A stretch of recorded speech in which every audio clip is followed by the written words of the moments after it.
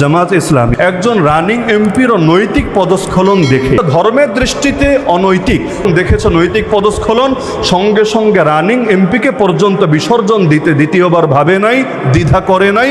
তদন্তে প্রমাণিত হয়েছে, কারণ তারা জাতির সামনে বুঝিয়েছে যে আমরা অন্যায়ের সাথে কোনো আপোষ করি না। যে আকিদায় তো আমরা 73 ফেরকার মধ্যে আছি, এক ফেরকা বাদ দিয়ে এই 72 ফেরকা বাদ দিয়ে এক ফেরকা জান্নাতে যাবে।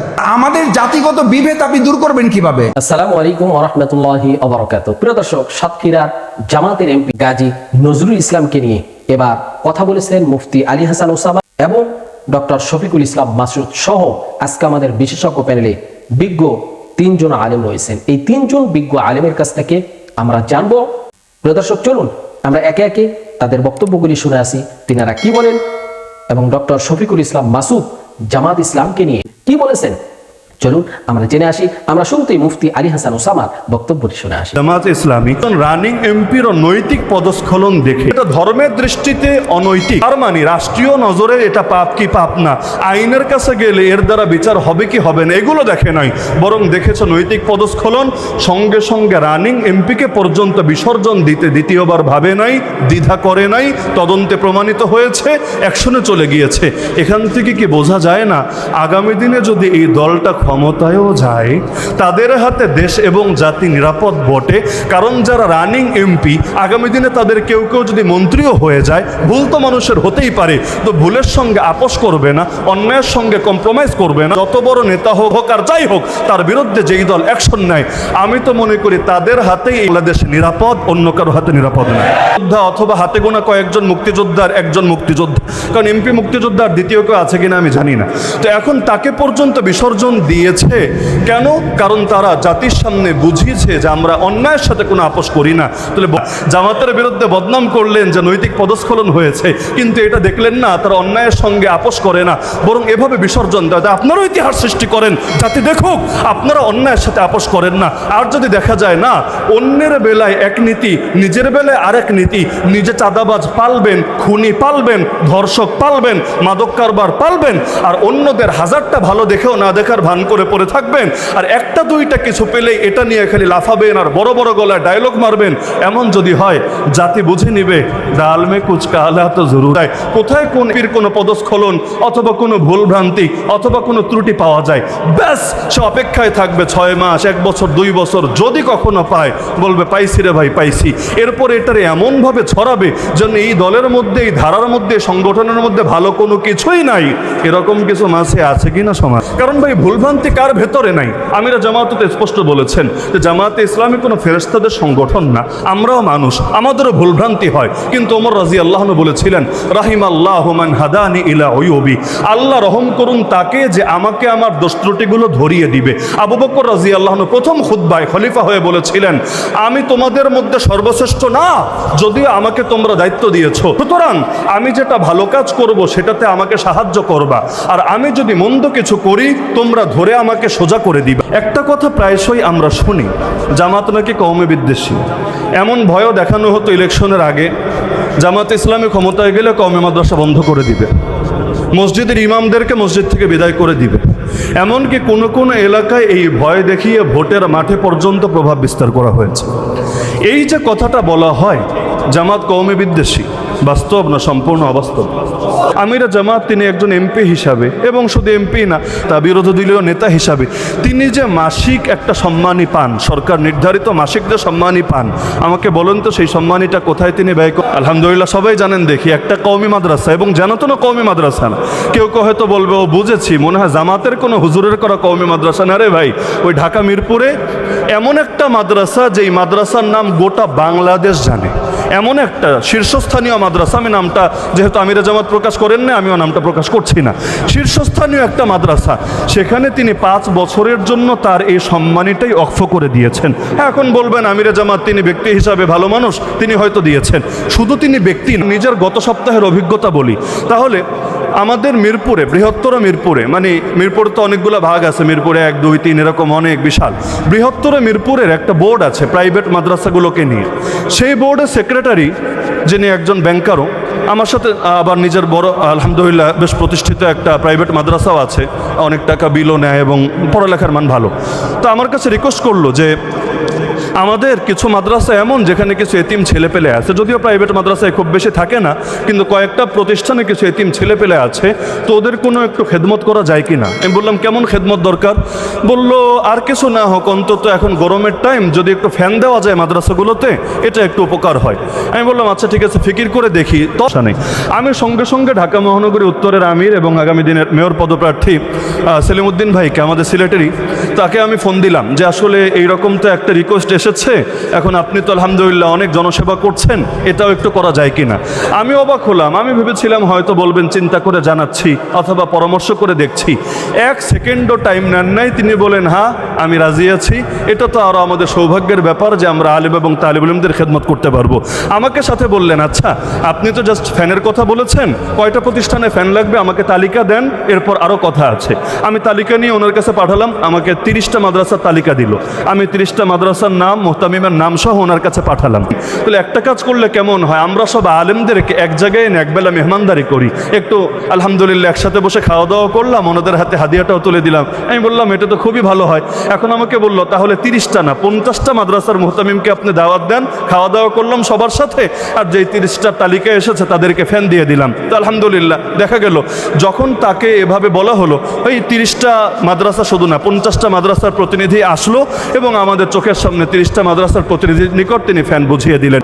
অসংখ্য কওমি আলেম, আমি কারো নাম নিব না, একজনের নাম নিব না, কোনো ইশারাও দিব না, তাদের মামলা পরিচালনা, তাদের ফ্যামিলির দেখভাল করা, এমনকি একাধিকজন এমন ছিলেন তাদের ফ্যামিলি একটা না, ফ্যামিলি একাধিক, ওই প্রতিটা স্ত্রী এবং প্রতিটা ফ্যামিলির আর্থিক খেদমত করার দায়িত্ব পর্যন্ত বাংলাদেশ জামাত ইসলামী পালন করে, প্রকাশও করে নাই, এমনকি কারো সামনে এমনভাবে উপস্থাপনও করে নাই যেটার কারণে তারা নিজেদেরকে একটু অন্যরকম ভাবতে পারেন যে কিরা আমাদের খোটা দিচ্ছে কিনা অথবা এটা উপস্থাপন করছে কিনা।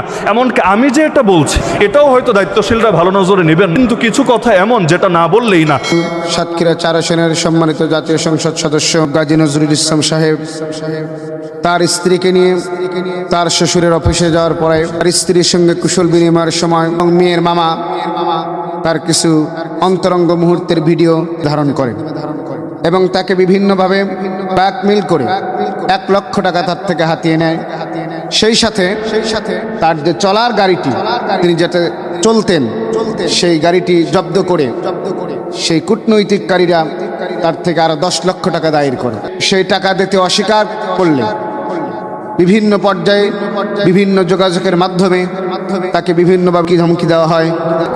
জাতির কাছে আমরা জানতে চাচ্ছি এবং দেশবাসীর কাছে আমরা জানতে চাই, যদি সত্যই এবং তার এই কাজটা যদি মিথ্যা হয় এবং বানোয়াট হয়, তার বিপক্ষে যারা এই মিথ্যা এবং মানহানি করেছে এর সুষ্ঠু তদন্ত করে জাতির সামনে তাদের বিচারের আওতায় আনা হবে।